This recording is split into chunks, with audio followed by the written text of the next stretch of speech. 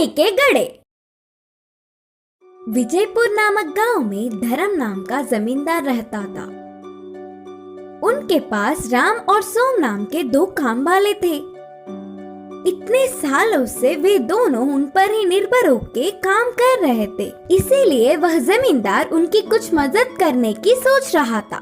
एक दिन उन दो काम वालों को बुलाकर कहा, तुम लोग मेरे पास बहुत सालों से काम कर रहे हो।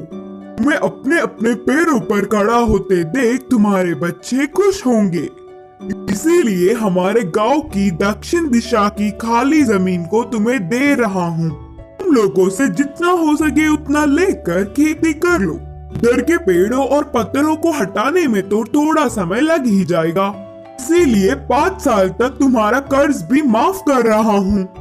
बोलकर जमींदार ने कहा।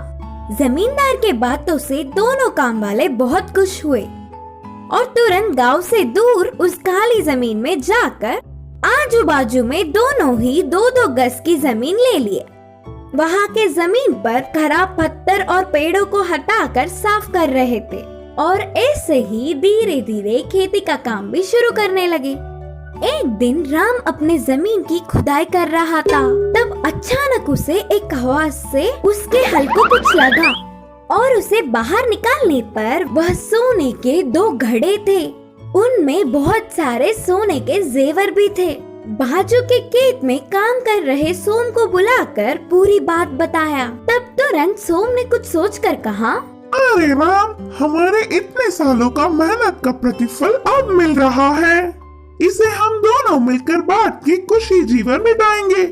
उसके लिए राम नहीं माना और कहा, ऐसे क्यों बोल रहे हो सोम? ये जमीन जमींदार जी की है। इधर मिली हर चीज पर उनका अधिकार है। ले जाकर उन्हें ही दे देंगे। पागल लगते हो। इन सोने के घड़ों के बारे में किसी भी नहीं पता, इसीलिए हम ही ले लेंगे। बोलकर सोम ने कहा, ठीक है, फिर आज रात तक सोच कर बताऊंगा। बोलकर उन्हें घर ले गया राम।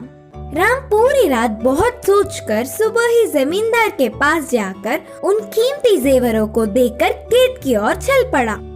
फिर राम को कोसता हुआ उसके जमीन में भी कुछ कीमती मिलेगा ही करके ध्यान से धीरे धीरे जगह जगह सोम ढूंढने लगा। उसकी सोच के मुताबिक ही